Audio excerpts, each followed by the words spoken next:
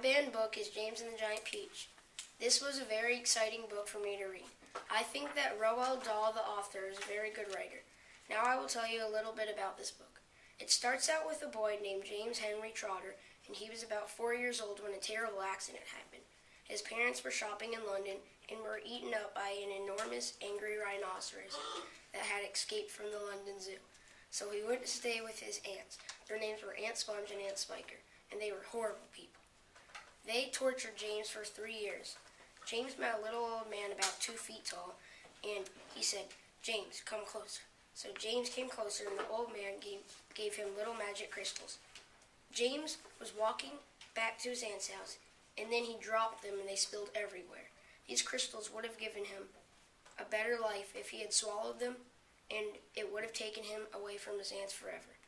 But by spilling them, the crystals made a tree grow, and one day a huge peach started growing on the tree. The peach had a hole in it from the ants and the people in the village from the village eating it. Late one evening, James went outside and climbed into the hole. There was a door. He opened it, and he was greeted by an oversized earthworm, spider, centipede, grasshopper, silkworm, and ladybug. Centipede snipped the stem of the peach, and the peach went tumbling down the hill into the ocean. James and all of the oversized bugs were still alive inside the peach. James collected 502 seagulls to pull the giant peach into the air and away from the hundreds of sharks that were taking huge chunks out of the peach. They got up to the clouds, and there they met these creatures that kind of looked like ghosts. They were called cloudmen. James and the bugs tried to get away without the cloudmen seeing them, but Centipede, trying to be brave, yelled, "Idiots, look over here!" to the cloudmen. Then the cloudmen started throwing enormous snowballs made out of cloud at the peach. Somehow they escaped, but they were headed towards New York City. The people thought it was an enormous bomb heading towards the city, but it was just a huge peach. The peach was going down slowly, because the seagulls were getting tired, and the wind was blowing hard. Finally, they landed on the tip of the Empire State Building. The police came and brought everybody down. Everybody was safe. You just heard the amazing adventure of the James and the Giant Peach. Are you telling me about the author? My author is Roald Dahl, and he is a novelist that is known for his amazing books, including James and the Giant Peach and Charlie and the Chocolate Factory. I'm going to start out by telling you a little bit about his life and some more about him. Roald Dahl's early life was not necessarily the way he wanted to start a lifetime. When Roald was 4 years old, his father died. On his first day of kindergarten, he and some other students thought it would be funny to put a dead rat in the storekeeper's candy jar. So they did, and the result was not very well. He and the other students got beaten severely by the principal.